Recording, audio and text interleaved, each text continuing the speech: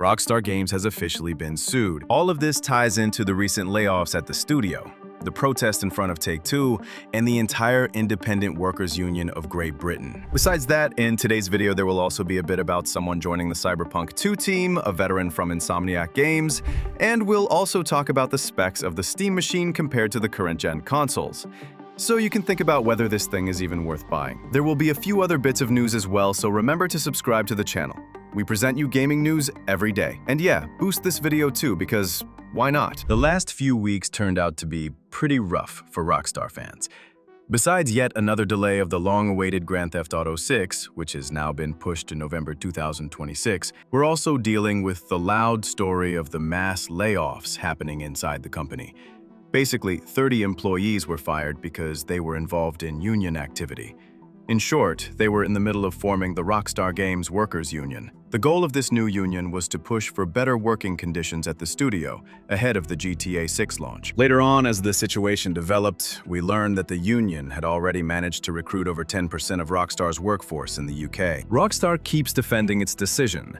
They claim the developers were fired only because of gross misconduct, mainly for breaking their NDA and sharing confidential information. What's more, the president of the IWGB even wanted to meet with Rockstar Games to talk about everything, but Rockstar refused that meeting. And that was basically the last straw, so the IWGB filed a formal legal complaint against the company. This now puts the IWGB and Rockstar in a spot where the case has officially been brought to court, but we still don't have any further updates on how things will move forward. As for the IWGB's stance, they plan to mount a full legal defense and say they're not backing down. They keep repeating that the workers were unfairly dismissed. Fuel was added to the fire when 220 current Rockstar employees wrote an open letter to the leadership of the whole company, the whole Take-Two brand, demanding the immediate reinstatement of their fired co-workers. The controversy even reached the British Parliament, where Liberal Democrat Christine Jardine brought up the topic of the layoffs. And interestingly, she didn't stand against the protesters. She actually supported them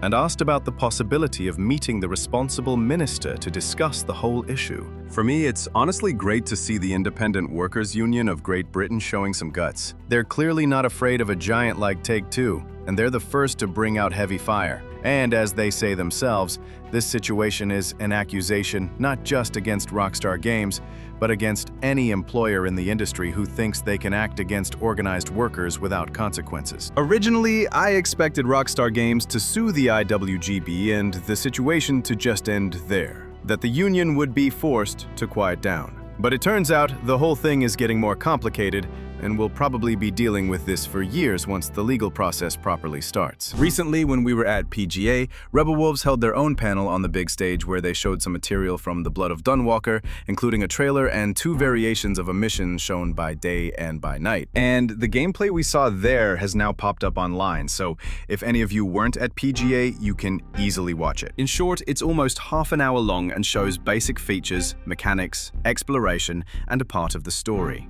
For now, based on what I saw at PGA and what I'm seeing again on my PC, it honestly looks solid, and I don't have much to complain about. We just have to remember it's from a pre-beta version, so not everything is finished, and many things might still get reworked. We talked about layoffs earlier, which obviously isn't pleasant for the employees themselves, but it turns out Crystal Dynamics announced that for the 3rd time in 2025, they've gone through another wave of layoffs, which, according to them, is necessary because of restructuring. And just like in Rockstar's case, another 30 employees have been let go. That number is official, but they didn't specify from which departments. And yeah, layoffs happen in the industry all the time. People come and go, change jobs, and so on. But this is already the 3rd cut this year. The first one was in March, when they laid off 17 people. The second happened in August, when the Perfect Dark project for Xbox was canceled. And now, we've got another 30. Crystal Dynamics posted on LinkedIn saying they made a difficult but necessary decision to reorganize their studios and teams, and that this restructuring is meant to shape the company for the next generation. But hey, at least they confirmed the layoffs won't affect the new Tomb Raider in development. Recently, we told you in another video that one of the leading developers of Kingdom Come has joined CD Projekt Red to work on The Witcher 4. And interestingly, that's not the only major talent pickup. People noticed on Reddit that Jazz Scott, former gameplay programming director at Insomniac Games, has started working at CDPR as well. Based on her LinkedIn, she's been at the company for 4 months now and is an engineering director on Cyberpunk 2. We can also see she spent almost 7 years at Insomniac Games and worked on things like Marvel's Spider-Man 2. So that's a pretty interesting career move, and now she's working on Cyberpunk 2.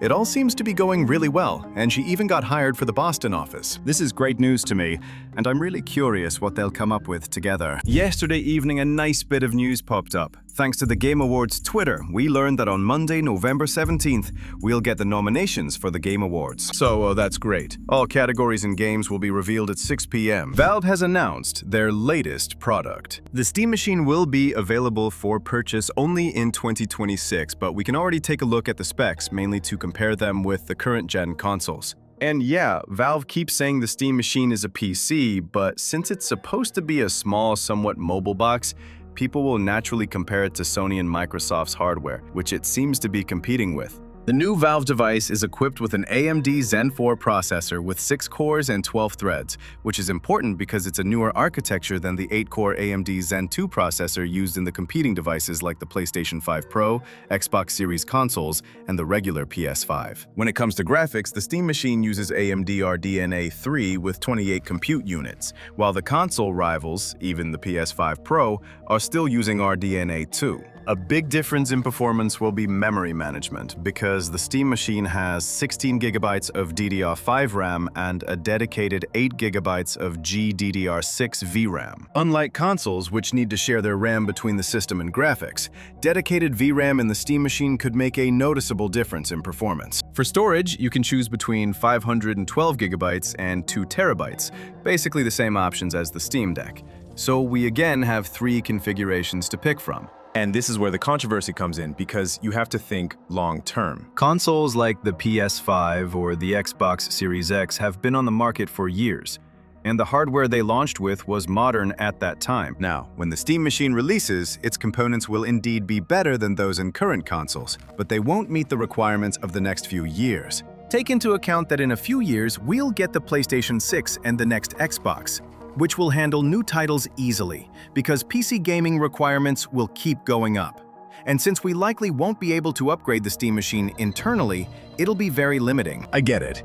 Valve says they're not trying to compete with PlayStation or Xbox. But the reality is that in a few years, the PS6 and the next Xbox will be running new games with no problem, while the Steam Machine, coming out in mid-2026 or maybe later, will stay stuck with its launch hardware. And I'm assuming Valve won't make another device 2 or 3 years later. So if you want to buy the Steam Machine at launch, you really need to consider the fact that in a few years, when new, more demanding games come out, it might not run them as smoothly as the new consoles. That's what people are worried about. But Valve does seem to have some plans in their pocket. Pierre-Loup Griffet, the person in charge of SteamOS, said in an interview with Digital Foundry that in the future, we might see Steam Machine-like devices made by Valve's partners, powered by SteamOS, but equipped with different, probably stronger components from AMD. A good example is the new Lenovo handheld, the Lenovo Legion Go S, which originally launched with Windows 11 and didn't run very well, but once it got SteamOS, everything started working much better. If everything goes smoothly and the timing stays similar, then such Steam Machine-style devices from partners like Lenovo or MSI could debut around 2029.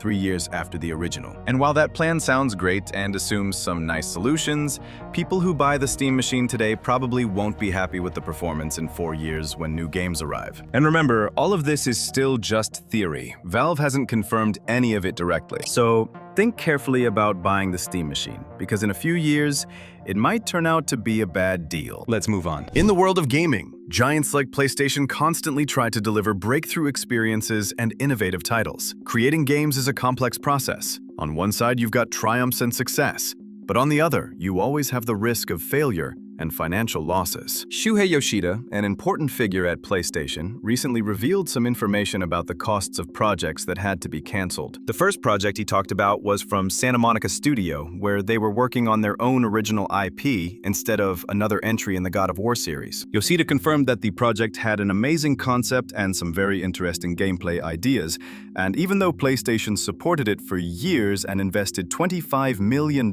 into it, the developers eventually decided to stop the project because they couldn't find the game. They had a great concept, but they couldn't shape it into proper gameplay. He pointed out that canceling a project like this is never easy, but considering the $25 million cost, and given current production expenses and the sales they have, it didn't hit them too hard. In his opinion, it's better to make it clear early on that a game might not work out, because if development continues, delays can lead to big financial losses and developer burnout. That's why every time they cancel something, they try to talk to the teams and encourage them not to stay stuck in a project they don't have ideas for, but to just do a fresh restart. Thanks for watching the video. See you in the next episodes. Servus.